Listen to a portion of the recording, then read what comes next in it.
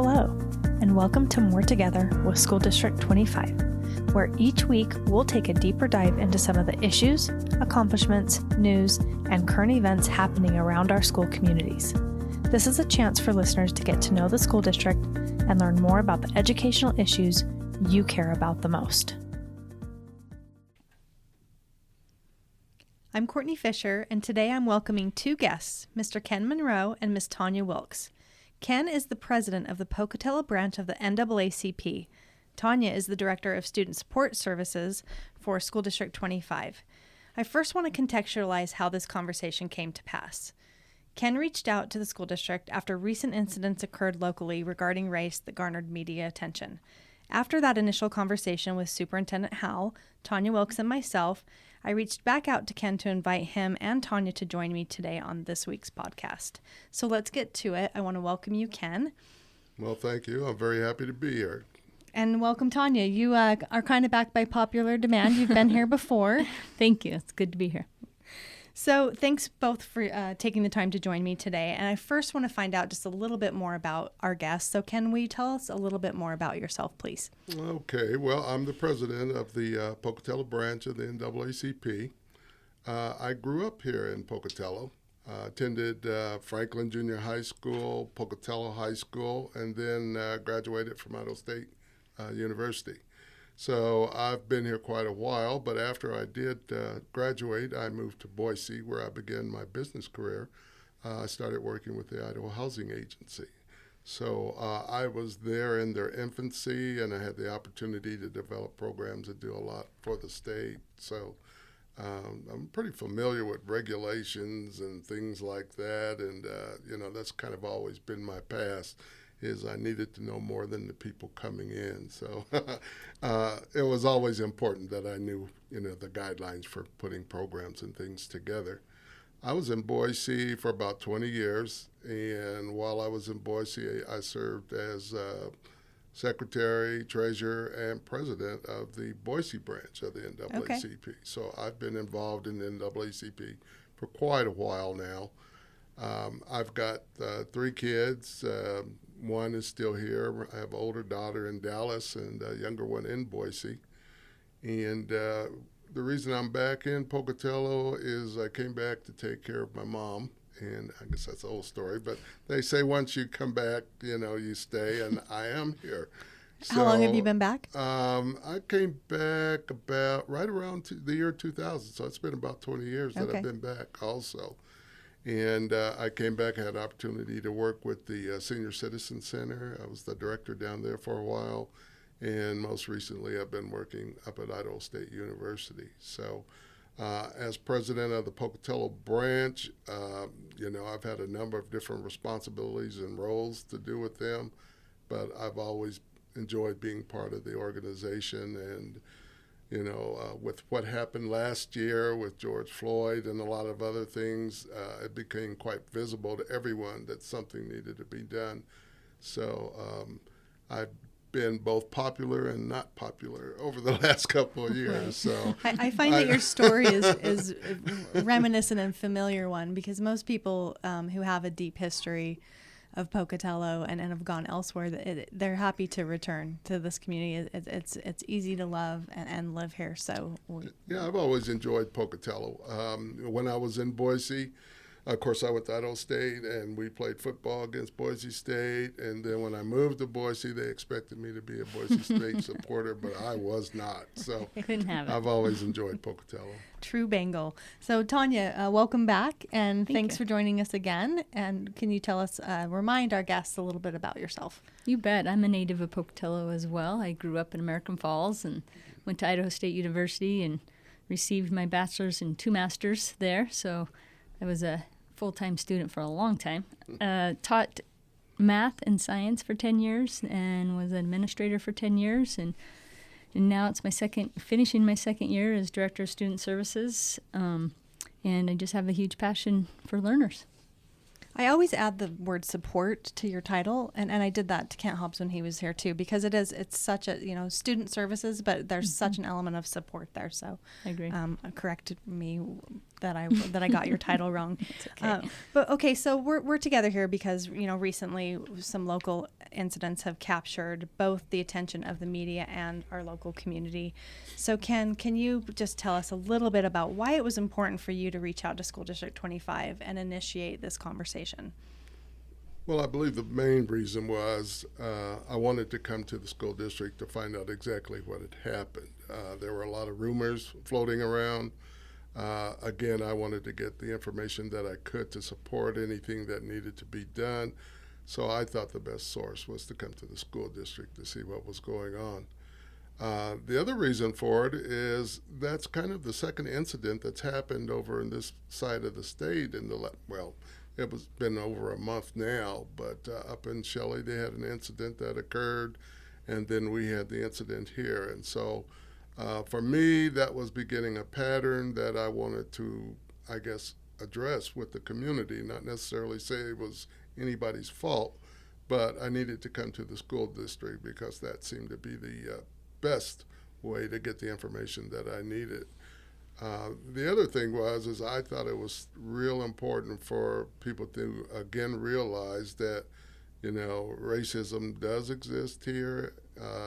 There are things that we can be doing, but it was not to sound the alarm that, this is a racist community or anything like that. Absolutely. There was just an incident, and we don't want to wait until we have a full-scale incident or a lot of incidents before we take action. And I think that was one of the important parts was let's see what's going on with the school district. Let's see what's going on in the community. And, let's see what kind of conversations we can have. And we certainly appreciate that approach. And Tonya, you were involved in that first conversation too. So tell us a little bit why it was important to you and what did it signal to you for Ken to reach out on behalf of the NAACP? It signaled to me that we need to continue to reach out to one another in the community for support, to educate our youth on how incidents similar to this have such a ripple effect on so many. And we also need to keep the dialogue open in all the important things we do at the schools. You had mentioned last summer, some of the incidents that happened, and we picked up on that right away. And our first professional development for all teachers was teaching in equity and learning our own biases and working through that. And so we kicked off the year with a big, understanding. One of our teachers, Caitlin Pankow, put on an amazing professional development with that. And so we are very aware, and I think keeping this dialogue open is truly important. So anytime we have an incident that's upsetting, and this one had to do with the way one student asked another student to the prom, which was not sponsored by School District 25, nor did that incident happen during school hours. We believe it happened on school property based on the photo itself. But it's one of the first and most frequent questions is what's going to be done about it, and people really understandably want to know what those consequences are and know what the outcome of those disciplinary actions are. So Tonya, can you help walk us through why that's not always possible for us to provide those details, but also at the same time provide reassurance to our community that even though the general public might not be privy to those details, that we have a regular process that we strictly follow? You bet. And it's very difficult not to share details and how we respond to incidents similar to this one. But by FERPA, federal law, Family Educational Rights to Privacy Act, we can't divulge any specific information related to disciplinary actions taken in any matters dealing with students. At the same time, it's also important for us to continue to share what we do on an ongoing basis to address sensitive topics like race, diversity, inclusion, equity, and so forth. They're important topics, and we want to be able to have some of those dialogues. What we can share is that we are aware of incidents and that we are following procedures put in place that support our learners and make them accountable. We're all about restoring relationships. We, again, trained all of our staff and continue to this day. We just had one last week, training on restorative practices. And discipline procedures, if I, to give you kind of a brief snapshot outline, starts at the teaching level. The teacher has discipline procedures in the classroom, and depending on the level of severity, that might go to the principal's office. And again, the principal has, discipline procedures there, depending on the severity, then could and come to the district office, which is called DDRC, District Discipline Review Committee. And there's a committee, made up of counselors and administrators. We get together every Wednesday and talk about conduct of a student at school. And we put an educational plan together for, to make everybody safe, for them safe and others safe, along with the consequence. We don't believe consequence changes behaviors. Consequence definitely is included, but we really put into that plan support systems to help change those behaviors. And so in that, committee, we can do multiple things. We start off the meeting with, we can send you back to school under an educational contract, a safety plan, expectations, and so forth. We can send you to an alternative school because we feel like you need a little more structure and support, or we can send you to the school board for expulsion hearing. And depending, again, on the severity, our committee can make those suggestions to the school board, and the school board can, again, go through those same procedurals of, deciding the severity of the situation, and expulsion can be an option. So there is this whole process, and to talk about those personal and dialogues in those committees, we are bound by FERPA laws. Right. I mean, we just want the community to trust that we are doing all that we can do, and we definitely hold kids accountable. And it's not a matter of not wanting to share, because there are many times that sharing those details would help the school district, and it would help the community understand the incident a little bit better. Mm-hmm. However, it's not a matter of we don't want to share. It's that we are legally obligated not to share those details. So that's why we appreciated you reaching out to us so much. So Ken, as one of those community members, is there any further clarification we can provide to help the community better understand what can and can't be shared and why? Well, I'm not sure if there's more information that you can share with the community, at least with what I've understood here today, which is far more than I knew when I came in, believe me. Right. The good thing, I guess, about our organization now is we have people that work with our committees now who have an interest in being with that committee and have some sort of expertise. So in our education committee, as well as some of our complaint committees, we have people who are a little bit more professional than what we used to have. And I think that has helped us a lot in being able to deal with these kind of situations, that we aren't just running in and saying, you got to tell us what's going on, and if Right. you don't, that means you're not doing anything. Right. Mm-hmm. So we take the opportunity to at least, make a call, find out what's going on, see how much information people are willing to share with us, and then, and your willingness to work with us, find out what it is we can do to help and be supportive of what's going on. So, Right. yeah, Well, we this appreciate is a good that education for us. We appreciate that approach so much, because it's not always our experience here. And so to have that was really refreshing.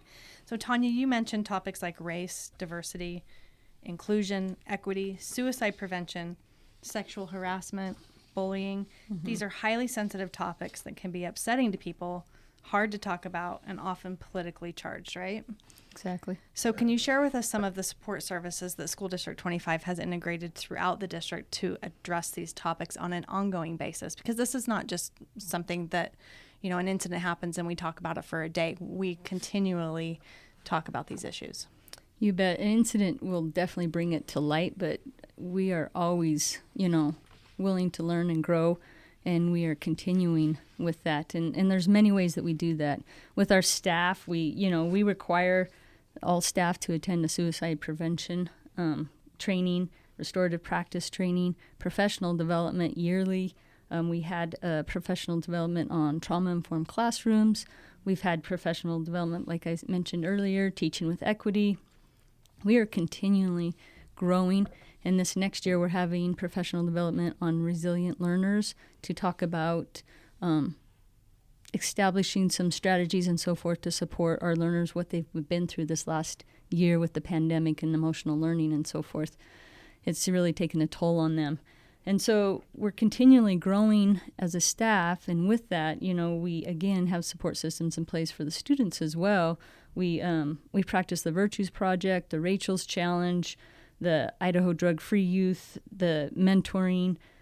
Our counselors actually create PowerPoint dialogue conversational pieces that our teachers, our TA, our teacher advisors, talk with our students in dialogue every Monday. This year was unique. This year with the hybrid and everything else, it was really hard to do a bunch of these things. We have assemblies, all kinds of really good, connections that we are trying to connect with multiple use in multiple different levels. But these are opportunities for us to have conversations and dialogues as we are becoming, more and more back to normal. These things are coming back, but these are things that have been in place for years, right? And it's the preventative and staying on top of things in the sense of, those students need to feel like they're able to have that dialogue with us. Right. And it's hard. It's really, there's some challenging conversations that we're having. And one of the things that I appreciated about you reaching out the most was that acknowledgement that schools should not be the sole bearers of the responsibility for tackling these issues as a community. These are community issues. And so, Ken, how do you see these as community issues, and how can we move forward with solutions rather than continue to express frustration or analyze each individual incident? Yeah. One of the things that I would like to see is more involvement, or figure out a way to involve the city, because I know the city is involved when they look at different issues. They obviously have an advisory committee or council that helps deal with complaints and things like that. But I think it takes the city and probably the larger businesses in our community, the institutions, the university and the school district. And I think organizations like ours, I think it takes us working together to actually create something for the community. I think as one of us tries to step out and do something, it kind of gets lost a little bit. I think we need to figure out a way to bring everybody together and do that. And I think that the dialogue needs to include all groups, not just blacks. I mean, I guess I can say that, but it needs to include all groups. And we need to have a way to then listen to those groups, absorb that information, and then figure out how we can measure what it is we can do to impact that. Absolutely, because I think you're touching on something really important, because one of our sole responsibilities is to create a safe and welcoming environment for all staff and all learners. So Tonya, I want to turn it over to you a little bit. So can you shed any light for us on what it means to provide a safe and welcoming environment for all learners and staff, and why School District 25 places so much importance on equity? What are some of the steps we take as a district to promote respectful and constructive conversations to ensure that safe learning and working environment? And this goes to the community at large too, to live, work, play, and habitat here. Absolutely. And that just our more together, be more, think more, learn more together is so important. And it's the foundation of is the culture. The culture of a team, when you feel like you get that uniform and that T-shirt, you belong. Well, our schools do that as well. We had at Irving, when I was the administrator there, we gave a T-shirt every year and we'd put a virtue on it, and that was our goal, is just to really show that virtue all year long. And that culture, when you walked in and you feel that, I belong somewhere, I'm connected in those relationships. The relationships have been always so important to all of us as a district, that the dialogues become more frequent and more open. And that is so important for learners to be able to feel like that they can go and talk to the adults in the building. And so with that culture, again, this year looked a little bit different, but we still had, our safe and drug-free week where we celebrated each other. We have kindness week where we celebrate each other. We do service projects where we, donate to families and so forth at Thanksgiving time and Christmas time. Those are types of things that just really bond us together. And going through this pandemic, You know, it was definitely struggling for most of the time, but it really did bond us together. We went through the struggle together. Right. And so those types of things, the culture is just foundation. And when you walk into school and you can feel that connection, it's so important. And those are the types of things that help us build community. So Ken, turning back over to you, can you tell us specifically how the Pocatello branch of the NAACP works as a community partner, and how do we go about creating a productive community dialogue that doesn't put the bulk of the burden on any one organization or agency?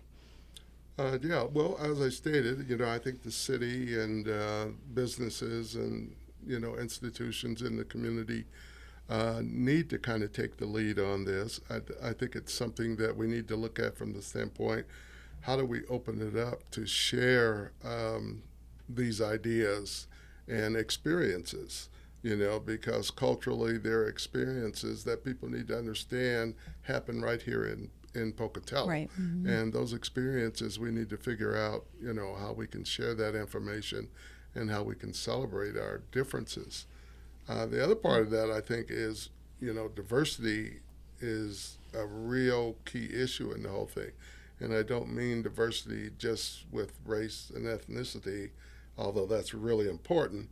Mm-hmm. I think you need to look at, education levels and economic levels and age and, sex orientation and those types of things as part of this. Right. So I don't look at it as just something to address the concerns of maybe just the black community, but looking at our community overall, what concerns are there out there for us?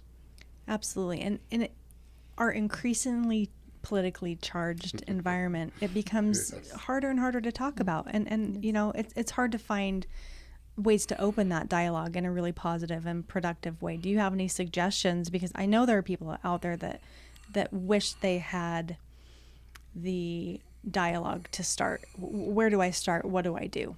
Well, I've asked myself this. We've had a number of meetings to try and figure this out. It's going to be something that someone has to take the lead on. And I don't know that smaller organizations like ours can actually take the lead. I think we can bring information to the table, but someone is going to need to take the lead so that we have people available who can facilitate meetings. They're able to put that together where we have people who can facilitate meetings. We have community members who can provide this kind of information or needed information to look at social change and things within our community. And when I look at that, I know that, I won't say it's one of the now phrases, but everybody's looking at equity and inclusion and all of that. And I think the businesses as well as other organizations need to look at what do we need to do to attract people to Pocatello, but don't forget to include people that can give you the real story about what's needed. Absolutely. I find that a lot of times, people are wanting to invite people or get people of color, into the community, but they fail to have people of color, provide input into what they're looking to do. And so they may have contact with this spouse or husband that they're trying to hire, but they forget the fact that when they do that, they're bringing a family into the community. So that spouse may have a great job, may have great opportunities here, but what happens with the other spouse that's at home? What happens with the kids that are now going to a school which may be all white, something that they may not have been used to, or how do they, assimilate into the community given from, where they came from. Right. So I think those kinds of things need to be stressed just a little bit more in this community. I think this is a great community and we have a lot of things we can offer folks, but it's not necessarily the thing that's going to attract, the people that they want to say, well, we have this great policy of equity, inclusion, and we're trying to advance people along, but nobody's coming to Pocatello. Well, let's figure out why not. Right. It may not be the fact that we have great fishing and whatever and sports and all of that. It may be something else. So, I'd like for that to be, something that's done for the community, and I think it has to start with the businesses in the city and people promoting that kind of, inclusion. Absolutely. And this is a great segue into my next question for Tonya, because often some of these sensitive topics like race, gender, sexual harassment, they're outside of the scope of the day-to-day expertise of our educators, but they're also becoming increasingly relevant to the educational setting. So Tonya, can you talk about some of the other essential community partnerships the school district relies on to tackle these sensitive issues and why those partnerships are so important to us?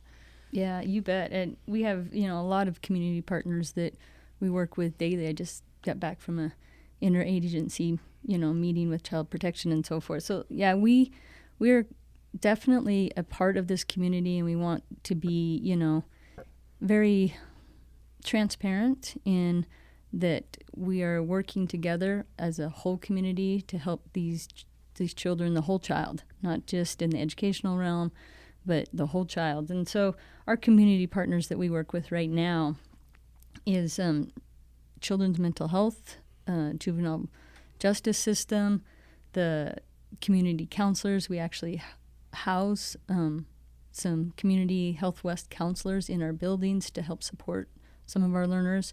And I'm glad you brought up that it's it's the high risk students too that we need to think about, those that went through trauma and things like that, and that support system. And so that's part of that. And bringing these, we have community resource workers in our schools that work for us, and they are our connection to all these community partners with United Way, SECA, Aid for Friends, Bannock House. Bright Tomorrows. All of these are partners that we meet with monthly in different avenues, but we're all connected, right. And it's really nice to be a part of that.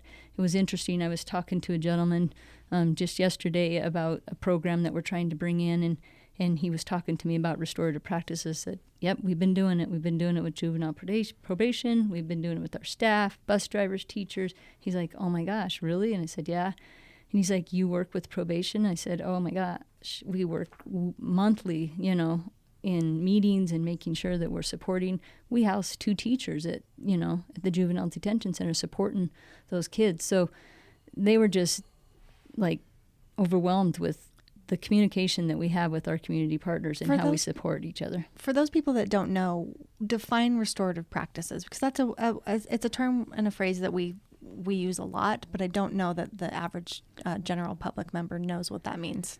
If I had to round it up in just a couple of words, basically when you have a wrong, you have somebody that has done something wrong, a consequence is definitely part of the communication and the dialogue, but we're all about restoring relationships.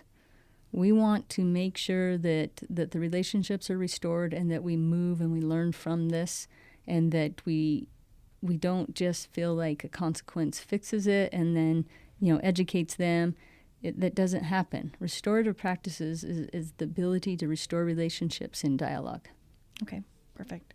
So, Ken, what do you think, and you've touched a little bit on some of these issues, but what do you think are the most serious challenges facing our community, and what are our community's greatest strengths for dealing with those challenges right now? Well, I think one of the challenges that our community faces is maybe converting their attitude, or converting our attitude from being what we would say is non-racist, or I don't believe we are racist, to maybe showing anti-racist behavior. Now, I know that's kind of a new term, I guess, somewhat, that anti-racism is, kind of the new phrase for everyone. But I think basically what it's saying is, we're leaning more towards action than just being quiet about things that happen.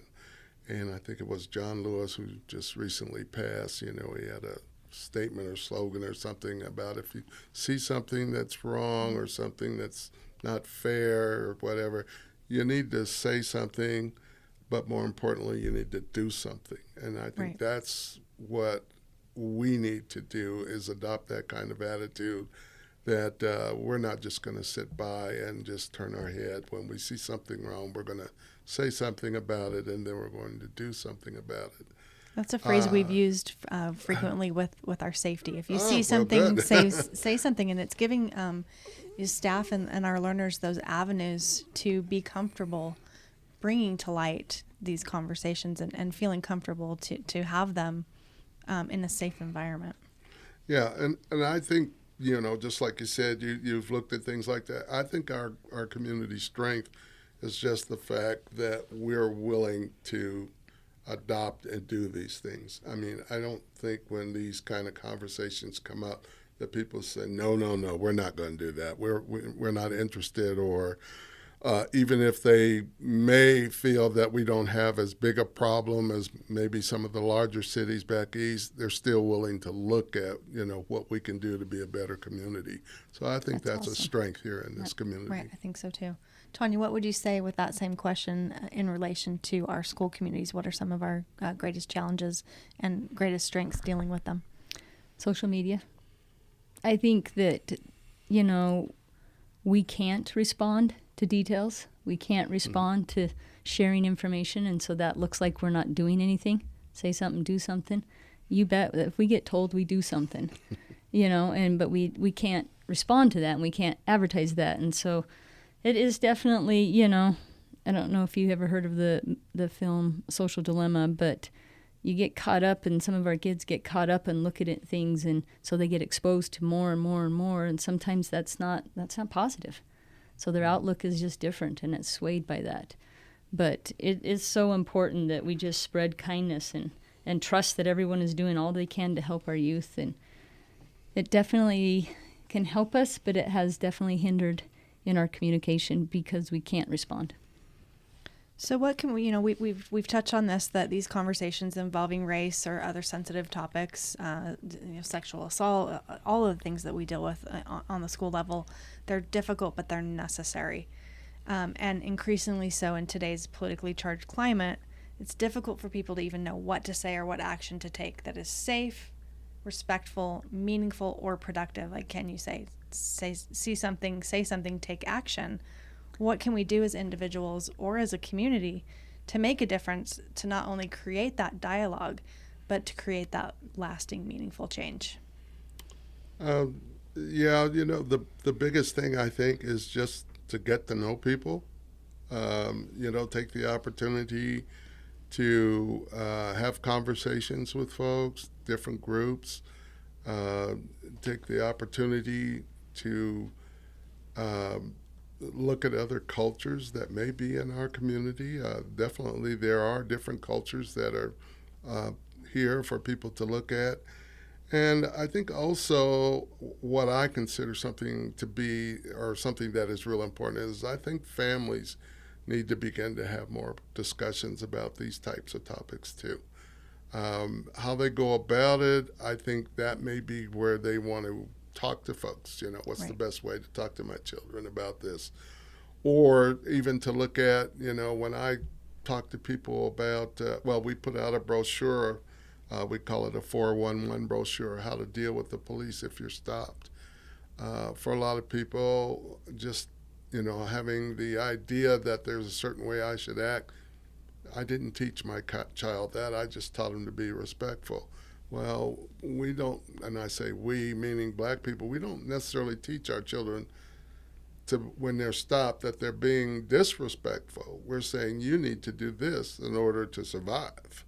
And so there's a little difference in that approach. And I think, just those differences in being able to sit down and talk to different people, that will open some eyes. I don't think that, in our community that we're so blind that we don't know these things happen. I think we just need to begin to talk more about them. And I think that conversation begins at home and then moves on to the school and moves on into the community. Absolutely. But I think definitely at home they need to start those kinds of conversations. We talk about that very frequently. Family engagement is a direct correlation to student success. And so that happens in the community too. It's going to be a direct correlation to the success and health of and well-being of our community. I think so. Tonya, do you have anything to add to that? No, and You took the words right out of my mouth. I agree with that. And modeling to educate ourselves, in front of our students, our children, our community. They're watching us. They're watching how we get along with each other as leaders. They're watching us, in our own community, how we're reacting to each other. That they're getting more off of just watching us than hearing us, and so that's really important. And we just need to keep growing with today's challenges. Absolutely. So for those listeners who may want to learn a little bit more about some of the things that you've talked about today, do you have any resources available at the NAACP that we can turn them to? Well, if they want to contact us, like I said, we have very good representation, I think, in our committees now. And so with each of the committees, they probably have resources available. Now, I don't know that I could speak to what's all available, but I knew that last year at the Portland Valley Farmers Market, we were able to give out information that had resources that people could use for discussions with their families. We were able to give out resources for things they could go online and find, as well as they go online themselves. So, we're willing to assist. I don't know that we have actual resources there when people call, but we're willing to assist them to find the information they may need, or even the information they want about what's going on with the NAACP. I think for some it's just a matter of not knowing where to start, and that might be a barrier to even initiating that dialogue. So I think and I hope that conversations like this help. And I appreciate you both being here so well. Where do we go from here, and how do we make progress as a community? Well, I think where we go from here is, we can talk about this. I've been in a number of groups where we've talked and we've talked and we've talked. I think really what we need is to make the long-term commitment that says we're going to look at racism, we're going to look at prejudice, we're going to look at discrimination, and make a long-term commitment to address those issues, not say this is what we're going to do and it's going to change everything overnight, because that's not going to happen. Right. But I think if we have that long-term commitment here, we have the opportunity to get the city and businesses and people involved, where we have the different type of facilitators to help move this along. We have the community members that get on board. Then I think we're headed in the right direction. I just don't want people to say, we're not going to be able to change this overnight, because we don't want to change it overnight. We want to make the commitment to see that this is something that the community continues with. I agree, and I think being positive and not taking an incident like this and in return throwing back hate. It's so important that, one wrong doesn't make another wrong right. And this, we can look for the good of bringing people together in incidents that happen like this, that bring up the dialogue. Unfortunately, we don't want incidents like this, but we got to look for the positive, optimistic side of things of, man, we do need to start talking about this more. We do need to start doing things and reacting. And what we look for becomes a reflection of who we are. So if we look for the good, we're going to find that. And so we got to reframe it and just, not throwing hate to hate. Doesn't help. Well Absolutely. Very well said. Well, let's not stop here. I appreciate both of you. And, so I know that School District 25 and Superintendent Howell, Board of Trustees, we are committed to being a good community partner. So anything we can do together as a community to combat some of these topics, I think we just need to move forward from here and figure out a plan, like you said, to take action and not just stop with a conversation. So Right. Thank you so much for being here. Anything you want to add to top it off? Well, nothing I really want to add, but I thank both of you for sharing information with me. A lot of times, like I said, I don't have the facts, and I don't want to run into the office and say, you, and, and point to people like they're doing something wrong. It's good to know, what's going on and what you're doing. And sometimes people are doing things, just like you said, they're doing things that you don't even know about. So I don't want to, sit here and blame the community for not taking action, because there may be things out there that are getting done I just want to know how we can coordinate it and get it all done together. Absolutely. I think that coordination is key, and there's always so much going on behind the scenes. And that's, when we have these conversations with our community, those community members that take the time to learn the procedures and learn the process, they come to a deeper understanding of what we're trying to do as a school district, besides just sitting back and, saying, you leave a lot to the imagination when you can't share details, and we find, people have really great imagination. Well, and sometimes. I think like our professional development on teaching with equity didn't make the front page. An incident did, and so we're doing so many good things, multiple of good things compared to small incidents of one or two here that just reminds us that what we're doing is needed. What we're doing is working. Well, thank you both for your time. Thank you. Thank you.